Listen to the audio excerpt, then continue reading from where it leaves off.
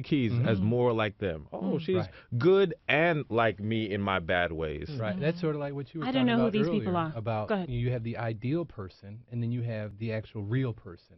So the ideal is this person who never makes mistakes, never cheats, never drinks, never gambles, never does anything. And then when we find out that these ideal people turn out to be just like us, it's like, oh my gosh, they're even better. The world is. Let me tell you I what guess I'm Alicia just not Keys flawed, did by so never I don't talking know about Swiss Beats.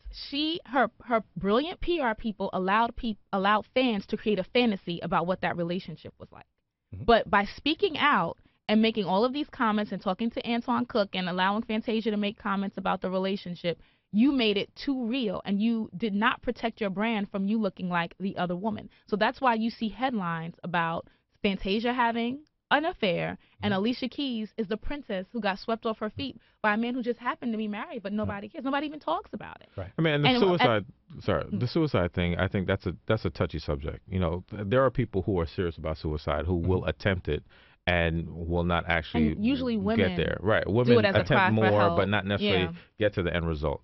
The thing there, though, is she's in this public light, so of course, no matter good or bad, they're going to use it for hopefully her benefit. Right. And I think at the end, that's really to her detriment, because now I think she's probably in a more fragile state than maybe even before. And they that's didn't what even I'm ask for most privacy. interested in. She just started yapping about. A week later, I was like, the behind what's the up with scenes that? already ran on VH1. So this happened 2 weeks ago, and it was already shot, cut, and packaged. So that means a few days out of the hospital, they put makeup on you, you sat down, and you did it. So I don't think that it's necessarily that that this wasn't a sincere attempt. I don't believe that. I think that she has so many different things going on. I think that it just speaks to how much her PR people are not really thinking big picture, and how easily she is led to do things that for business purposes may seem temporarily advantageous, but don't work for your overall health or your overall brand. China, what do you think? Do you think I that it's guess going to I'm help just, her or hurt her? Well, I'm not interested in the PR and business angle for whatever crazy reason, because I want to know what's going on in someone's head that is in the news talking about suicide, who has a daughter, who has a life, who has her whole family. God heavens, have you watched her show? Her whole family depends on her. They do nothing while she does everything. So however her PR people are advising her, you know, what we see in the public, what we think, doesn't actually matter. And that's why I was talking about the dissonance between what happens in real life versus what happens in the news cycle. I want to know what this young woman who hasn't yet gotten a high school diploma to her own accord, God forgive me, I mean, she has an honorary one.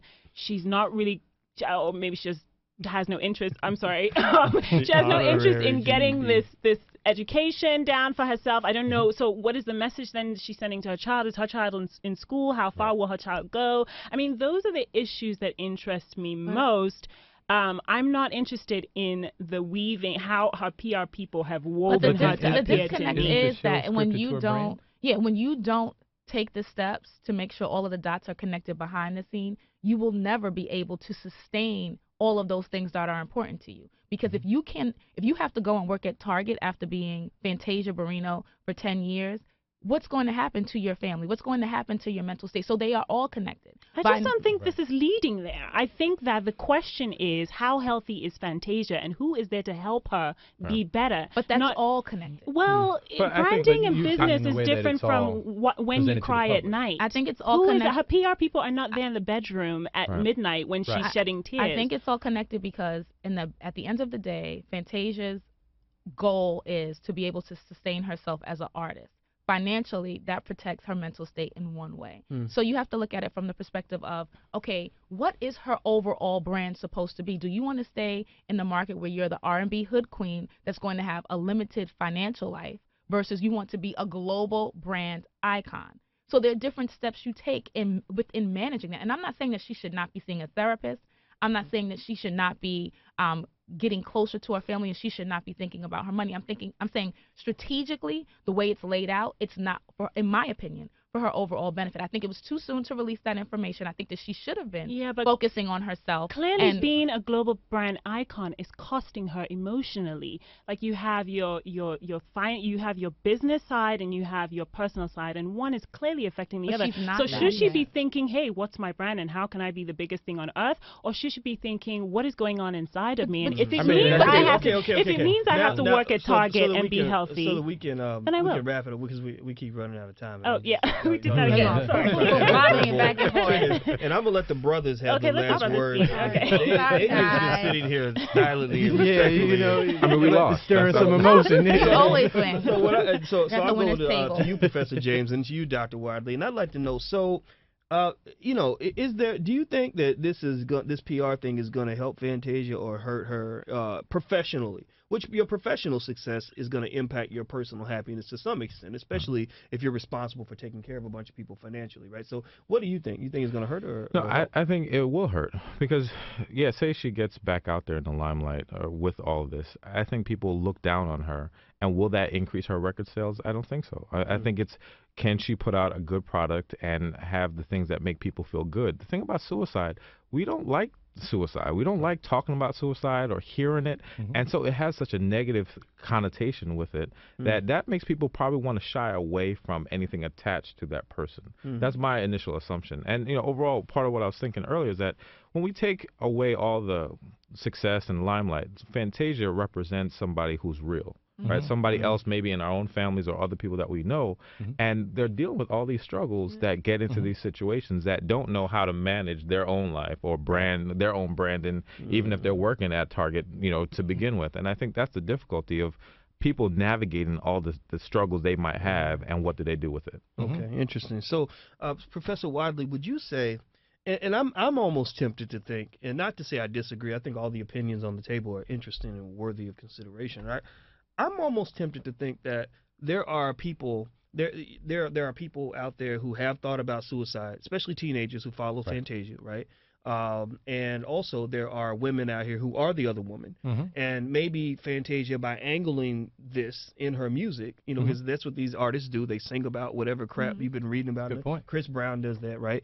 That by angling this in her music, talking about I was down and out, and this is da-da-da-da-da, and the man was doing blah, blah, blah, that she can somehow connect to that audience and get them paying attention to her again. Because remember, people weren't really talking about Fantasia before this happened. They started to forget about her. Now they haven't forgotten about her. What do you think? Right. For me, this is a teachable moment, whether it's Fantasia or Tiger or anyone else. And the teachable moment is that couples and people need to think about what they want, what they need, and what they value in relationships. So for some people, they don't value marriage the same way that you and I possibly do. But if we can have a conversation about, well, so you're separated with your wife, but you're still in the same house with her, or you're separated with your wife and you're still in the bed with her, what does that mean? Some women don't care. And they're okay with that. Now, if that helps out my brand or that helps out my PR, then so be it, because I can make goo-gobs of money and have all kinds of fame.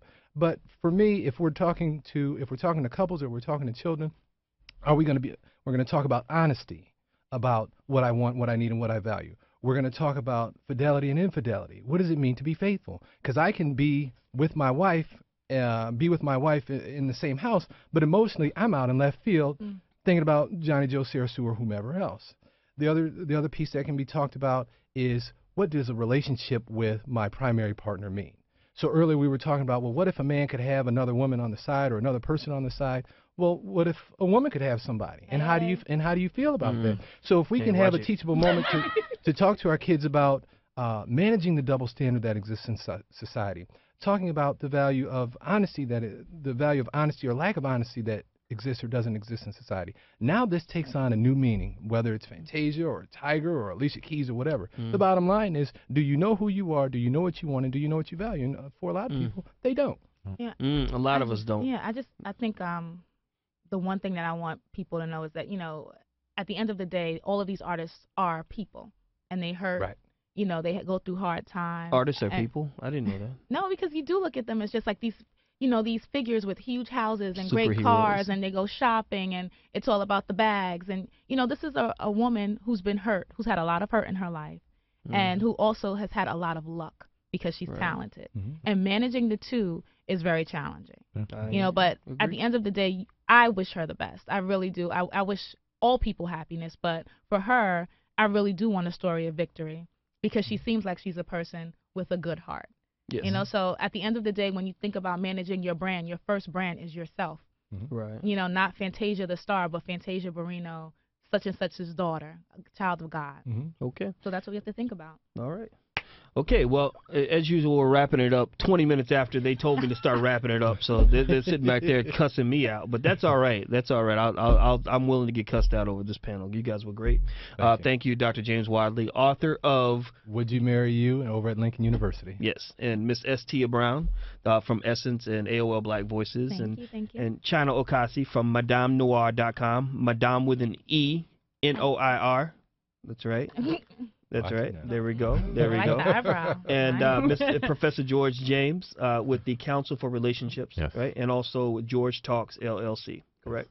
All right. Thank you guys for coming by. I appreciate it. And thank you guys for checking out another episode of Dr. Boyce Watkins on AOL Black Voices. Until we see each other again, be strong, stay blessed, and get educated. Peace.